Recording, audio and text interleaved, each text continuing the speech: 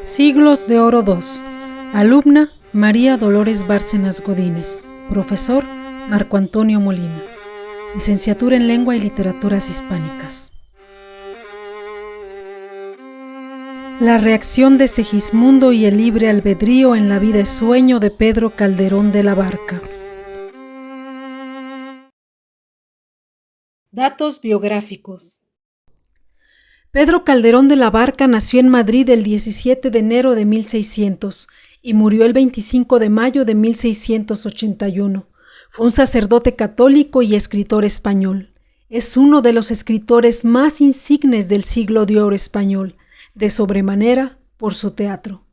Formó parte del Colegio Imperial de los Jesuitas de 1608 a 1613 y posteriormente de la Universidad de Alcalá y de la Universidad de Salamanca, en la que permaneció hasta 1615. Le tocó vivir 3 reinados, el de Felipe III, el de Felipe IV y el de Carlos II. Su obra refleja en gran medida el siglo XVII, las cuestiones filosóficas y sociales por las que se atravesaba en España.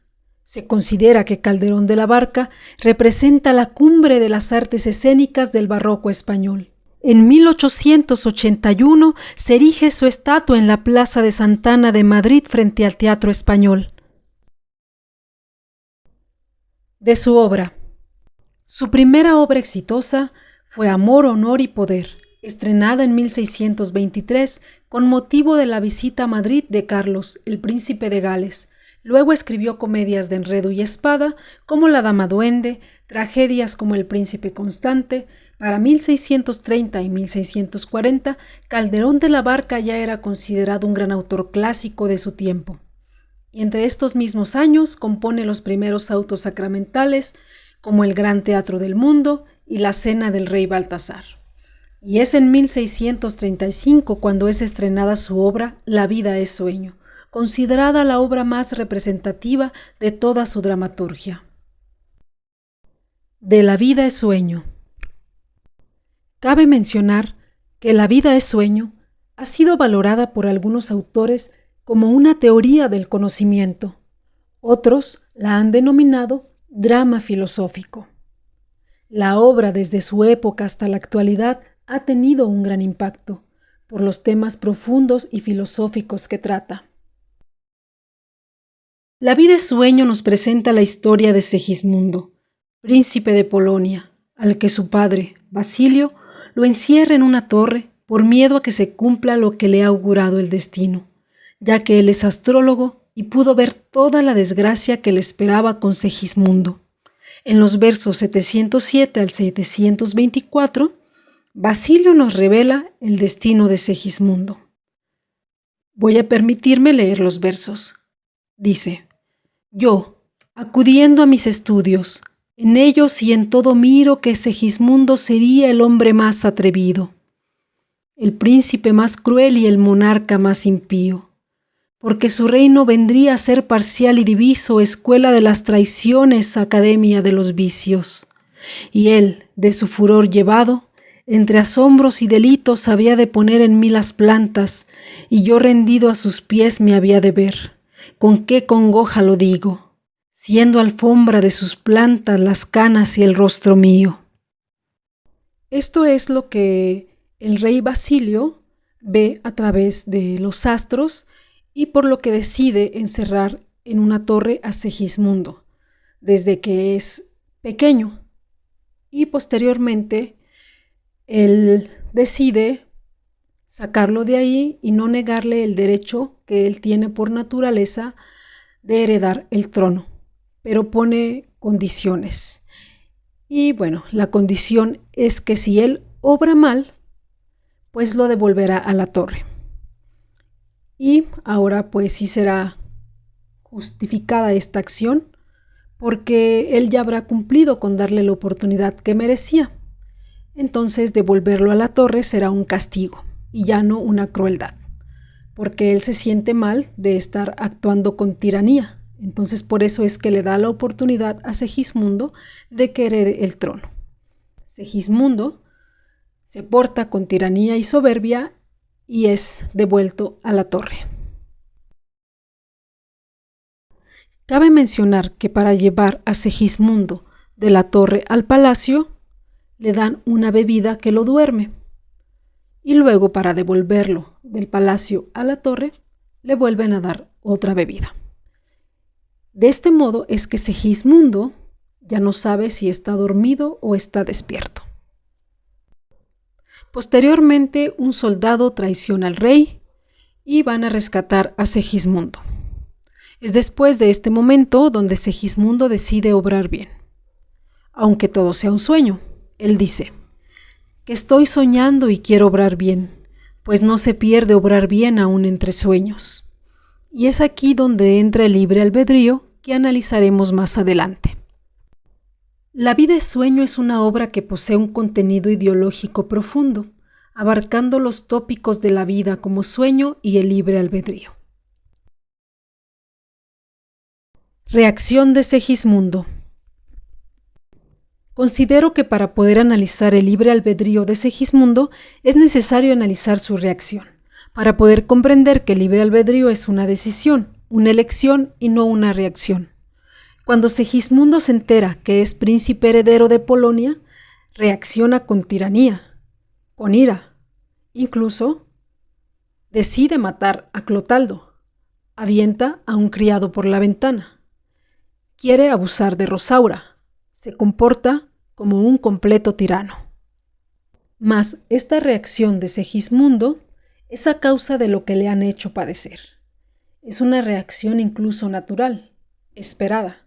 El ser humano tiende a reaccionar con ira, con rencor a un maltrato, lo que quiere decir que Segismundo tiene motivos para reaccionar de esa manera.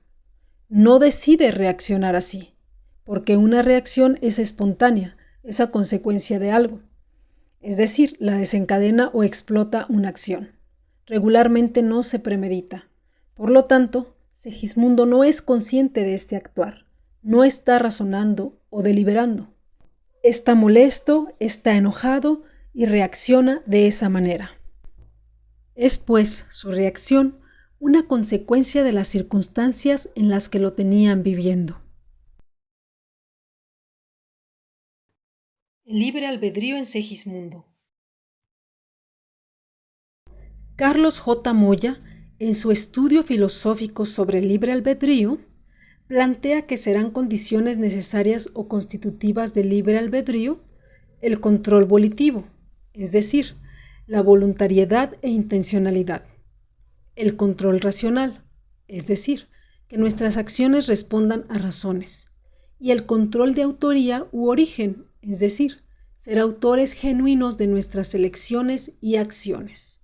Bajo estas tres condiciones constitutivas del libre albedrío, argumentaremos y reconoceremos el libre albedrío en Segismundo y cómo se diferencia de su reacción, puesto que su reacción nos permite reconocer la presencia y ejecución del libre albedrío. Cuando Segismundo se entera de la verdad, reacciona con ira y tiranía. En este acto no hay control volitivo, no hay voluntariedad ni intencionalidad, ya que un hecho voluntario e intencional requiere de una delimitación, de un raciocinio, y en este acto no lo hay. Como hemos mencionado anteriormente, es un acto reactivo, espontáneo, como una combustión. Pero en la tercera jornada, cuando es liberado por los soldados y tiene la oportunidad de volver a actuar de la misma forma, con tiranía y soberbia, no lo hace. Esta vez Segismundo reflexiona. Vemos la muestra de esa reflexión desde que levanta a Clotaldo y se muestra agradecido con él. Y determina que aunque sea un sueño, no se pierde obrar bien. Voy a permitirme leer los versos a los que me refiero. Clotaldo. A tus reales plantas llego, ya sé que a morir. Segismundo. Levanta, levanta, Padre, del suelo, que tú has de ser norte y guía de quien fié mis aciertos, que ya sé que mi crianza a tu mucha lealtad debo, dame los brazos. Clotaldo. ¿Qué dices? Segismundo. Que estoy soñando y que quiero obrar bien, pues no se pierde obrar bien aún entre sueños. Aquí ya hay control volitivo, porque delibera actuar de tal forma. Es una acción de su voluntad y tiene una intención, obrar bien. Existe además el control racional. Su acción corresponde a la razón, porque ha meditado, ha reflexionado y ha tomado una decisión, basada en su propio juicio, y aquí entra también el control de autoría u origen.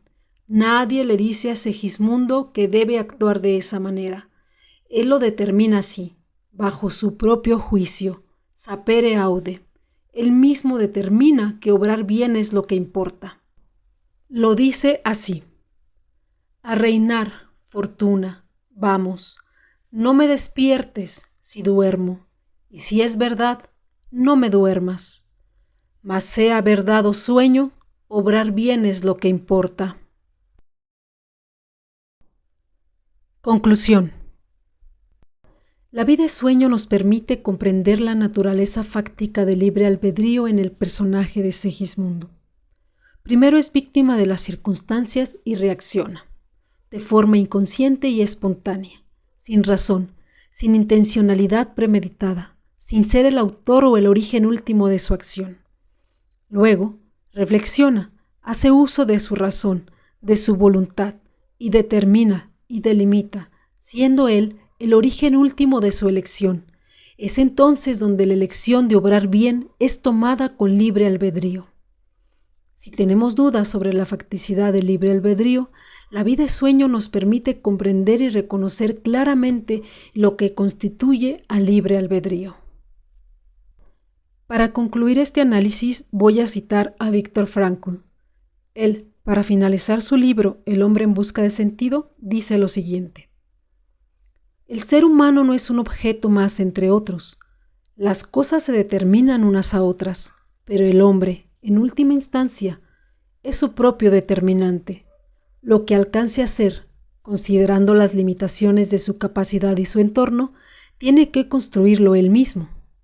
En los campos de concentración, en aquel laboratorio vivo, en aquel banco de pruebas, observamos y fuimos testigos de la actitud de nuestros compañeros.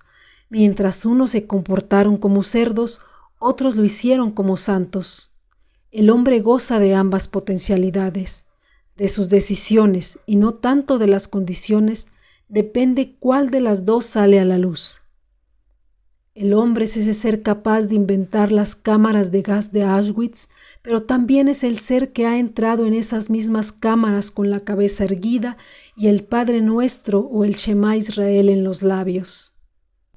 Me resultan muy interesantes estos párrafos, por lo que menciona de que el hombre es su propio determinante, es decir, tiene la facultad de elegir, de decidir, como nos lo ha probado Segismundo, quien también poseía ambas posibilidades, la de obrar mal y la de obrar bien, y quien además tenía los pronósticos del hado, su supuesto destino, en su contra para obrar bien. Aún así, hace uso del libre albedrío, elige, determina, delibera, que es mejor obrar bien aunque sea un sueño, y se convierte en un príncipe bueno y justo.